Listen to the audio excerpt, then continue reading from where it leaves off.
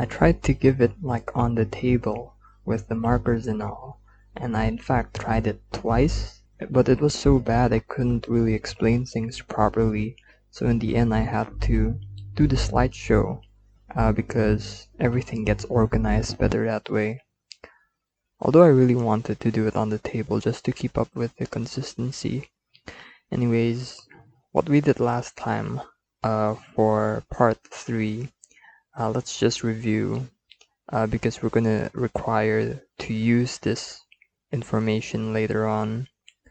We discussed 3 rules. Number 1, if we select an element from a group, repeat the binary operation, it is possible to recreate the group or a subgroup of the group with this method.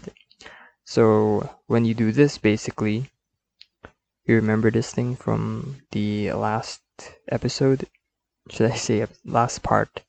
Remember this thing from the last part? So we could either get a group or a subgroup. And we have shown examples of this in the previous video if you would like to see that. Now, over here, the binary operation is addition. That is why this format here is simplified in this way.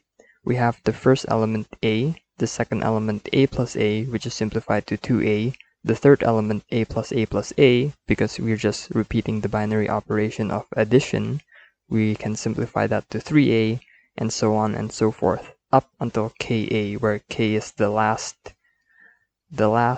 number there. And after you reach past K, you're going to end up with a repetition again. Just because it is a finite group, that means that whenever you generate a group, you're going to have to stop at some point, and then everything is going to repeat again after that, because this is the maximum size of the group that you create. So anything outside of it, it's just going to be some form of repetition that you can cancel out. So A is any random element selected, and K is the size of the group or subgroup that has been generated. So we have the numbers 1, which is in front of A. It's a bit invisible because, well, we just don't write 1 in front of the number. And we have 2A, 3A, 4A, all the way up until Ka. So K can be used to count the number of elements that are located within this set over here. So we can assume that K is the size of the group. Number 2, what else did we talk about? We said that the last element on the list generated above will always be the identity. For instance, the last element here, which we said was Ka, will always be the identity. And the identity in this case is 0 because we're using addition as a binary operation. So in this example, Ka, where K is the size of the group, will always become 0. Number 3, the size of the group, which is denoted by this hashtag before the letter G, the size of the group is equal to some multiple of the size of the subgroup. So if the subgroup has a size of 3, that means that the group must be some multiple of 3. So it could be 2 times 3 or 3 times 3 or 4 times 3. It could be some multiple of P. And we have also proven this in the previous video as well. We proved all these 3 things. Next, we're going to have these numbers on top over here, so we can point to them. And these 3 numbers reference these 3 rules or facts about groups. Right, so how are we going to prove Fermat's little theorem? Well, we're going to create a group and use the 3 facts above to figure stuff out. How to make a group? Remember that a group is made up of a set of elements with a binary operation, and that it must satisfy the 4 rules, which are closure, associativity, identity, and inverses.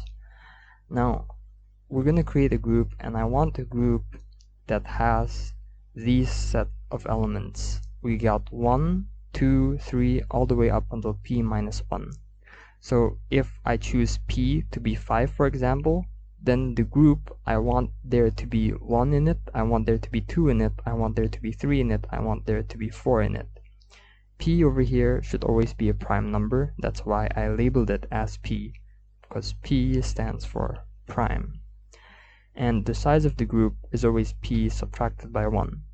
Look at the example. If P is 5, then the size of the group, how many elements are in there? There are 1, 2, 3, and 4. So the size of the group is always P minus 1. Now, note that we don't have 0 in the group. And that's because the identity of the group will be 1. That's because our binary operation will have something to do with multiplication. So it's fine if we don't have 0 in the group, because 0 won't be the identity element anyway. Next, we have our binary operation. We said that it would be multiplication, so let's try it out. Example, if P is equal to 5, and let's take 2 elements, because that's what the binary operation does. It takes 2 elements to create another element. So we're going to take the number 3 and we're going to take the number 4. We're going to combine them together with multiplication. 3 times 4, then A times B is equal to 12. However, you see the problem here? 12 is not part of the group. Therefore, it wouldn't satisfy closure. Closure means that whenever you multiply 2 things together, or not necessarily multiply, whenever you use a binary operation, it should always result in an element that is still within the group. So the group is like a cult or something. Like whatever you do, you're gonna still stay within the group itself, and it's difficult to get out. Next, we can't use this apparently, because we have just proved that this thing wouldn't satisfy closure, but we can still use multiplication. We just have to modify it a bit. How? Well, we'll use what we learned from the first part of this series, congruence modulo, which is something that we learned in the first video of this series. So now, how does this binary operation work now? Well, it takes AB and you multiply it just like usual, but then we have to solve for x this time. So this time, our answer that we spit out, the 2 elements combined together at the top example to give 12, just the simple multiplication. But now, after we multiply these 2 numbers, we then have to perform a second step, which is to solve for the x value here. And the x value is what we will use as an output. So over here, 12 is the output, over here x is the output. So this is a modification of the regular multiplication that we are used to. So example, if P is equal to 5, A equals to 3, and B equals to 4, same example here, then AB is equal to 12. We put 12 inside AB and we get this formula. 12 is congruent to x mod 5. Now let's solve for x. Well, you still remember how to do congruences. Left number subtracted by right number should be divisible by 5. 12 minus what can be divided by 5? Well, a really simple answer to that is 2. So how does this new binary operation work? It takes 3 and combines it with 4 to give out the value of 2, which is the solution to this x value over here. It is a 2-step binary operation. First, multiply normally, which refers to this step over here, then plug it into the congruence and solve for x. It is still considered a binary operation because it has 2 inputs, namely a and b, and it uses these values to calculate a new value, which is x in this case. It takes a long time to prove and verify that these set of numbers and its binary operation form a group, so just have a bit of faith in me when I say that this whole thing forms a group. Alright, time to use these 3 rules. We're going to use number 1 first, and that is we can generate a group or a subgroup by repeating the binary operation. Now this thing looks a bit different from our first example. In our first example, remember we had, here. Remember we had A, 2A, 3A, 4A, and that's because we used addition there. Over here, since our binary operation is a modified version of multiplication, we can say that we want to pick an element, say A for example. So that's our first element there. And then what we want to do after that is we want to repeat the binary operation. Since our binary operation is multiplication, all we have to do is take A and multiply it with itself a number of times. So first we have A, second we have A times A, third we have A times A times A. So we can simplify it using this exponent here. We can say A and A squared and A cubed and so on and so forth. So this is a way to simplify it if our binary operation is multiplication. And this is one way you can simplify it when our binary operation is in the form of addition. So this thing, and that first example there is really the same thing, okay? It's still rule number 1. This thing still does form a group. Example, if P is equal to 5 and A is equal to 2, then we can plug in A inside of there and we can generate the group with these set of elements. How? Let's take a look and see. But first, how do I know that it stops and repeat at 4? Well, what does rule number 1 state? That this set over here forms a group. Now, what is the size of the group when P is equal to 5? Well, we said that earlier, the size of the group is always P minus 1. Therefore, the size of the group is 4, and this will be the maximum size, and therefore anything outside of it will just be some form of repetition. Alright, so step 1, remember our binary operation consists of 2 steps. After performing multiplication, we have to solve for x. So our first step is to multiply all these things out. 2 and 2 times 2 is 4, 2 cubed is 8, and 2 to the power of 4 is 16. We just have that written over here. Next step is to solve for x. So remember, next step after you multiply it is to plug it into the congruence relationship. Remember, where is it? Oh yeah, here. First multiply normally, then plug it into the congruence and solve for x. So that is the step we are doing now. We plugged these values into the congruence equation and we're going to try to solve them. Let's try to do this one by one. Remember in our first video we had the rule. It's the first rule that I introduced. A is always congruent to A. So over here we can utilize that rule and say that 2 is always congruent to 2. And therefore we already have our value of x. X is equal to 2. Same thing with number 2. We can say that A is always congruent to A. Therefore 4 is always congruent to 4. Therefore the solution towards x is 4. Now we can use the same rule again, where we have A is congruent to A, therefore 8 is congruent to 8, therefore x is 8. However, a problem with that is if 8 is a solution to x, then it wouldn't be part of the group, because our group only consists of 1, 2, 3, and 4. And therefore if we have 8, that wouldn't match those elements of the group. So we got to figure out a different way to find a solution to x. And if we just think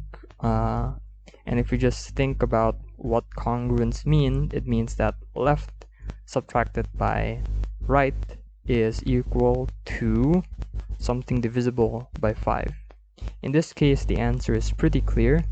X could be 3, because 8 minus 3 is 5, and 5 is divisible by 5.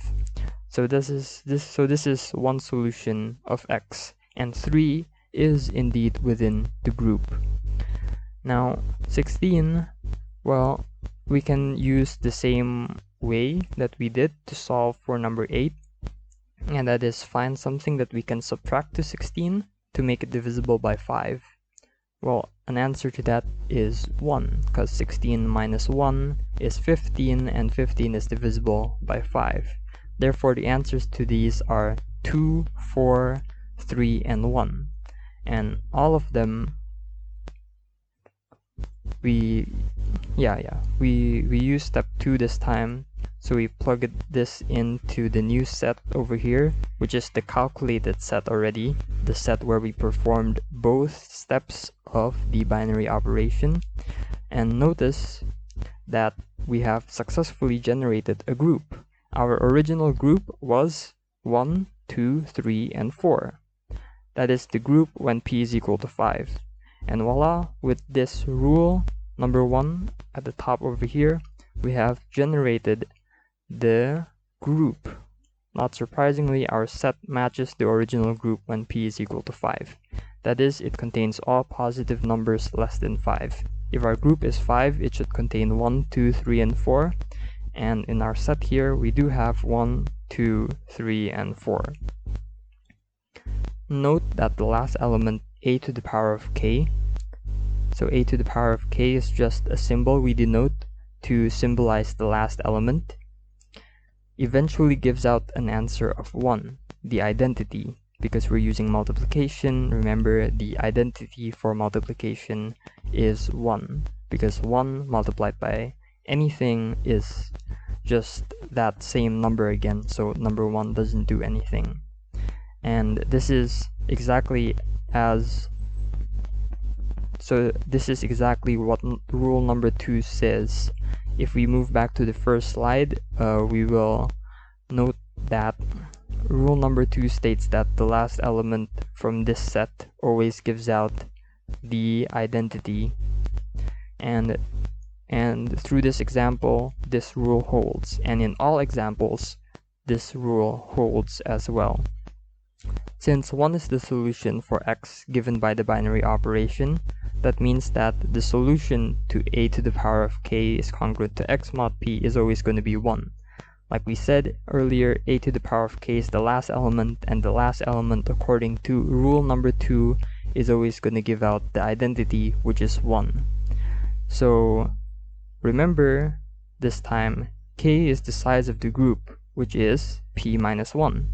Remember from the previous slide, the size of the group is p minus 1. This means that a to the power of p minus 1 is congruent to 1 mod p, because we just substitute k for p minus 1, because k is the size of the group and p minus 1 is also the size of the group. Therefore, a to the power of p minus 1 is congruent to 1 mod p, thus we have proved Fermat's little theorem. Cool, right? It is a pretty smart tactic. We form a group p, and we set p minus 1 as the very last element of the group, and we create a group with multiplication to ensure that 1 will always be the answer at the very end. Therefore, when we do this, we'll always get 1 as the answer at the very end. So pretty cool that we can construct a group, and notice why this rule is always true, because of these 3 rules up top over there. But we're not done yet, because we haven't used rule number 3, and I discussed that for a reason in the previous video. This thing here, what we showed earlier before, it doesn't always form a complete group. Rule number 1 states that we can form either a group or a subgroup of that group. Therefore, this means that the value of k this time is not p minus 1, the size of the group, but it is instead the size of the subgroup. Now the question is, can we still prove Fermat's little theorem if a subgroup is generated instead of the full group? Well, ak is still the last element, so by rule number 2, the solution to the congruence is still going to be the identity, number 1. A to the power of k is congruent to 1 mod p. This statement is still true. Now we have to prove that a to the power of p minus 1 is always congruent to 1 mod p given the new situation. Note by rule number 3 that the size of the group is same as a multiple times the size of the subgroup, since the size of the group is p minus 1 and the size of the subgroup is k this time. See the value of k this time, it is instead the size of the subgroup. We can substitute those values in, hashtag G becomes P minus 1 and hashtag subgroup becomes MK, because just copying the M down there. So we have this thing now. Alright, so a to the power of P minus 1, that's definitely the same as a to the power of MK, because we're just substituting P minus 1 for MK. Now we can rewrite it in this way, because exponential rules, this and this are equivalent through exponential rules. And look at what we have here. A to the power of k is the middleman between these two equations. We can get rid of the middleman and just slip 1 inside of the equation. Therefore, we can slip 1 into ak.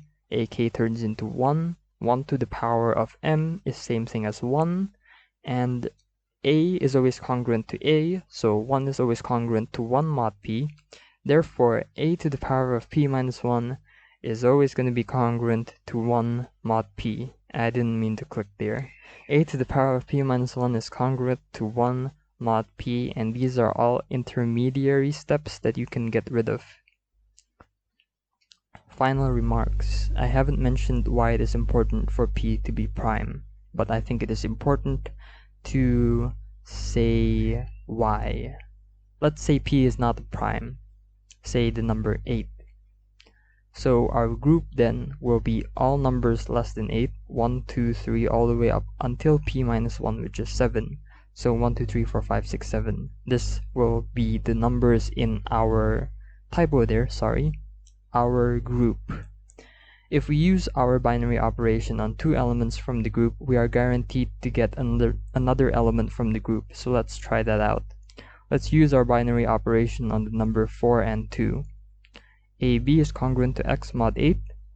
4 will be A and B will be 2. Let's see what happens. 4 times 2 is congruent to x mod 8. 8 is congruent to x mod 8. Looking pretty similar to rule number 4 from the first video, where p is congruent to 0 mod p. If you don't remember, you are free to look back onto previous videos to review and check that out. This means that for this example, we get the answer of 0. P is always congruent to 0 mod p. P in this case, we can assume it to be 8, and we will know that x is a solution. No, we will know that 0 is a solution to x. Why is this bad? Well, if the answer we give out is 0, then 0 is not in the group. See at the top over here, we are guaranteed to get another element from the group, but we have specifically excluded 0 from this group at the top over here. Therefore, if our group has p, where p is not a prime number, we're going to run into this problem.